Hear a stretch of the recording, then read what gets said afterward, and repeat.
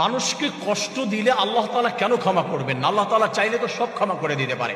আল্লাহ তাআলা চাইলে 1000 মানুষকে হত্যা করেছে, তাকেও আল্লাহ তাআলা ক্ষমা করে দিতে পারে। কিন্তু একটা মানুষকে যদি কষ্ট দেওয়া হয়, একটা মানুষের চোখের পানি ফেলানোর কারণ হয়, একটা মানুষকে পথে বসিয়ে দিয়ে যদি কেউ শান্তিতে থাকতে চায়, আল্লাহ তাআলা বলছে আমি তাকে ক্ষমা করব না।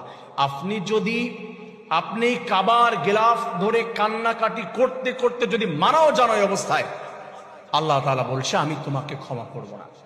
যাকে তুমি কষ্ট দিয়েছো তার কাছ থেকে ক্ষমা চাইতে হবে। সে যদি ক্ষমা না করে, তোমার ক্ষমা হবে না। এইখানে আমি কোনো ইন্টারফেয়ার করব না। আল্লাহ তাআলা বলছেন আমি ইন্টারফেয়ার করব না। যাকে কষ্ট দিয়েছো, কথা দিয়ে, অর্থ দিয়ে, হচ্ছে বুকের ভিতরে ব্যথা সৃষ্টি করে দিয়েছো, আমি মাফ করব না। আল্লাহ তাআলা বলছেন দুইটা হক রয়েছে, হকুল ইবাদ, হকুল্লাহ। কেন আল্লাহ তাআলা ক্ষমা করবেন না?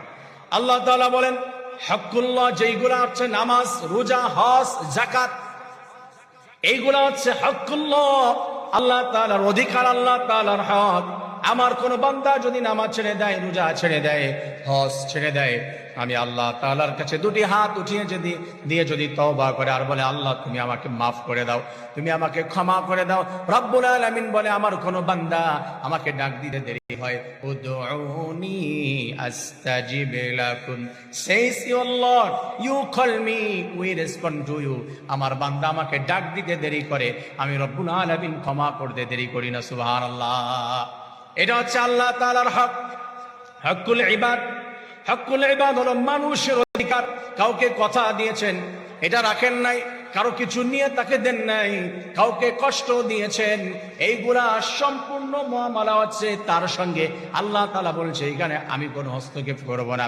সে যদি তোমাকে মাফ করে দেয়, সে যদি তোমাকে ছেড়ে দেয়, দিলে দিতে পারে, কিন্তু আমার কাছে মাফ চেয়ে, ক্ষমা চেয়ে কিঞ্চিত পরিমাণ কোনো লাভ হবে না। অবশ্যই তার কাছে যেতে হবে।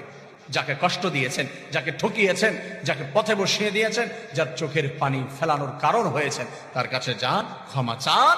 রব্বুল আলামিন বলেছে তারপরে আমার কাছে আসো। আর তার কাছে না গিয়ে আমার কাছে আসলে কোনো লাভ হবে না।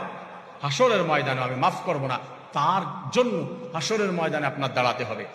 আল্লাহ তাআলার কাছে আসামির কাঠগড়ায় দুজনকে মুখোমুখি দাঁড় করাবেন। আমার প্রিয় ভাই বোনেরা, যাকে আপনি কষ্ট দিয়েছেন, ঠকিয়েছেন, ওয়াদা করে সেটা দেন নাই, ওয়াদা করে সেটা করেন নাই, এই ধরনের যদি করে থাকেন, হকুল ইবাদত নষ্ট করে থাকেন, অবশ্যই তার কাছে গিয়ে মাপ চাইতে হবে, ক্ষমা চেয়ে নিতে হবে। আল্লাহ তাআলা আর যাদের কাছে কেউ যদি সেইভাবে ক্ষমা চায় যে ভাই বোন আমাকে ক্ষমা করে দেন, বা আমি এটা করেছি, ক্ষমা করে দিতে হবে, এটা আল্লাহ তাআলার গুণ। আল্লাহ বলছে কেউ যদি কাউকে ক্ষমা করে দেয়